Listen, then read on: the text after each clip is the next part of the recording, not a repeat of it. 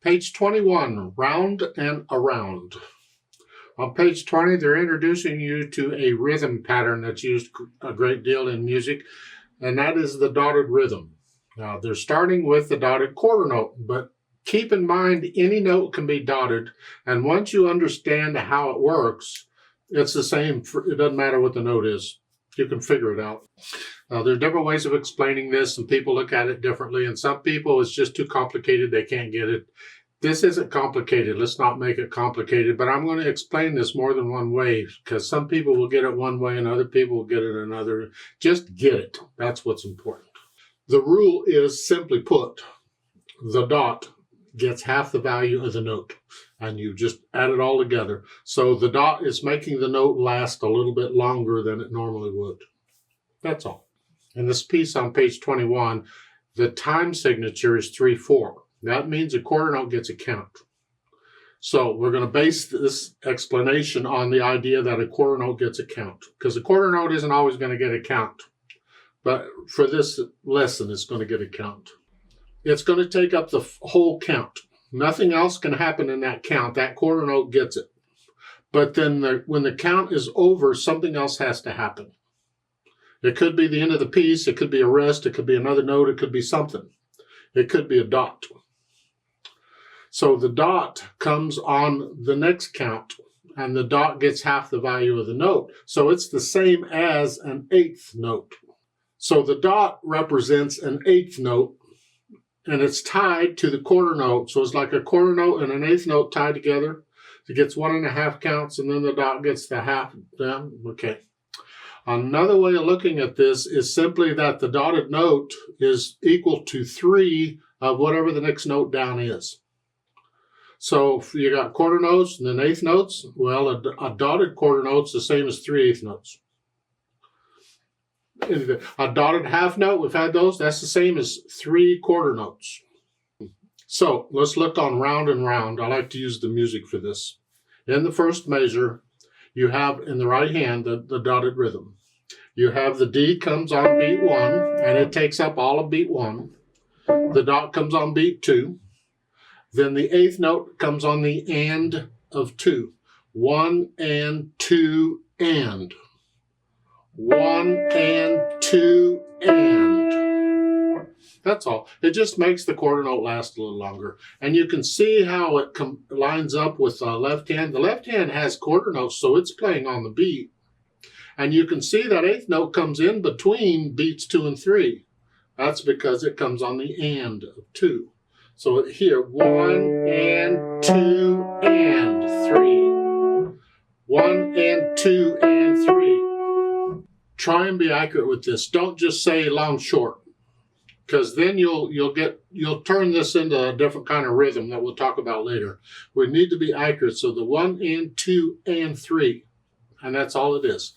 Look at the bottom line of this piece, the last 2 measures. In the right hand, you see dotted half notes. That's a dotted rhythm. The half note gets 2 counts, the same as 2 quarter notes, and the dot gets half of that, which is 1 count. You put them together, it's 3 counts total. Or the dotted half note is the same as 3 quarter notes. And it doesn't matter what the time signature is there, it's always the same as 3 of whatever the next note down is. So it's a dotted rhythm, works exactly the same way. And you can have dotted rests also. The rests work, the counting is the same for the rest as it is for the dot, or for the note. We're going to get a lot of dotted rhythms, and we'll go over them carefully as we go through this. Let's look this over. It's 1 page long, treble and bass clef, 2 sharps in the key signature. It's in the key of D major. Make sure you're doing the D major scale. You've heard this lecture before. Blah, blah, blah. Okay. 3/4 time signature. And let's cover the notes and rhythms and all that. Right hand, you're here. And it's 1 and 2 and 3 and 1 and 2 and 3 and 1 and 2. That's about all it is. Till you get to the last 2 measures, you're here. Just reach up for the last measure, here. You want to develop that feel for that octave, that note to note, D to D, F to F, A to A, whatever it is. Develop that feel for that and just reach up and be able to do that eventually without looking at the keyboard. Eventually.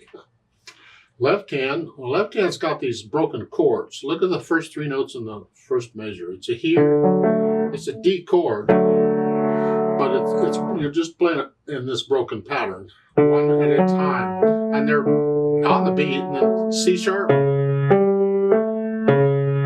That's pretty much all the left hand does to the last measure. You get the D and the F sharp together. The trick there is to go from the note before it, here to here. To get those down at the same time, again, I'm rotating here. I got two fingers down, I go down. If you're having a problem with that, and one note goes down first, they don't go down together or whatever, focus on the note that's late and try and get that on time. So if that's late, I'm going to focus on that. If that's late, then I'm going to focus on this. So focus on the note that's late and then try and get them down there. Takes a little practice. Or a lot of practice, I'm not sure. Put the hands together, we're here. 1 and 2 and 3. What you don't do, I hope, please, is you wait for me or somebody to play it for you and say, oh, okay, I got it. No, you got to learn to read this music yourself and get it yourself first. Yeah. And have the confidence that you've done it correctly. Now, once you have the notes and the rhythms okay, and we can add the articulation, which they don't give you any, so I'll come back to that later. Let's go to the dynamics. MF at the beginning is mezzo forte, which means moderately loud, and that applies to the melody, which is the right hand here. You'll have to decide what sort of loud is. It's a range, it's just sort of loud. Not loud, just sort of loud. This left hand needs to be soft. So you're sort of heavy in the right hand and light in the left. Can you do that?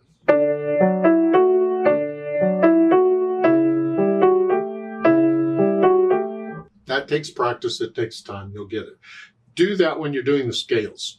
When you're doing like the D major scale, well, practice that, playing the right hand loud and the left hand soft. And then switch it. Play the left hand loud and the right hand soft. You can practice all these little technical things and the pieces when you're doing the scales. If you're doing the scales anyway, you just as well use them. Oh. Now, once we get the dynamics out of the way, then the speed. Moderato's sort of in the middle, and you decide it's not fast or slow. Fast would be, and slow would be, it's somewhere in the middle, somewhere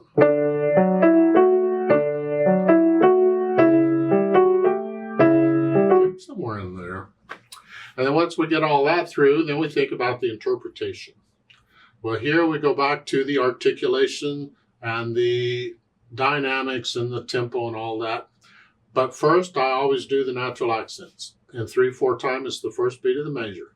1, 2, 3. 1, 2. Exaggerate it if you have to.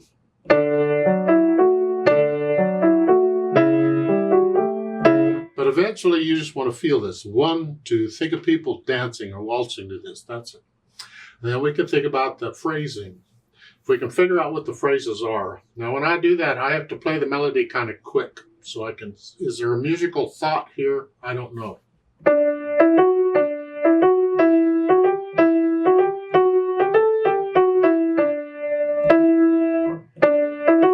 It looks like the first 2 lines is one phrase, and then the second 2 lines will be one phrase, probably. So I'm going to lift up at the end of the second line here, like taking a breath. Yeah. In the left hand, I'd like to connect it. So the last measure, the second line, I'm here. To go on, I'm going to lift up here, but I'm connecting that. So I'm not lifting up here. I'm not breathing in the left hand. The left hand is just doing broken chords. It's the melody. And again, we need this independence of the hands. Then at the bottom, the retardando. You're going to slow down.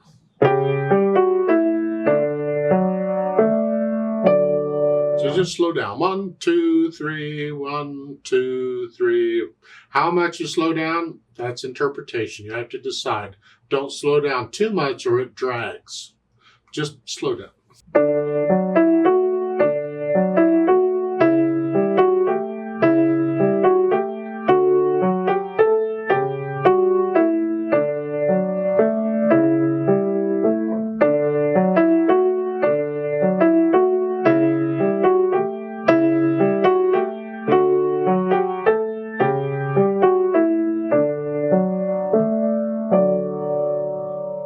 See, the dynamic, I tend to get a little louder and softer as I feel it. The end of the second line, when I'm ending the phrase, I come down a little bit. Then I take off again. I don't mean slow down. I mean I come down and get softer there. And then in the third line, I'm back to the mezzo forte again. And toward the end, the last line, I tended to get a little louder in there as I'm going. A little louder in there, and then I come down in the last three measures. I come down to soft, actually. Da, da, da, soft, soft. And that last measure, it's both hands. The melody ends with a D. The last measure is like a one measure coda, an afterthought. It's just a chord, and it's both hands here, soft. Here. So it's.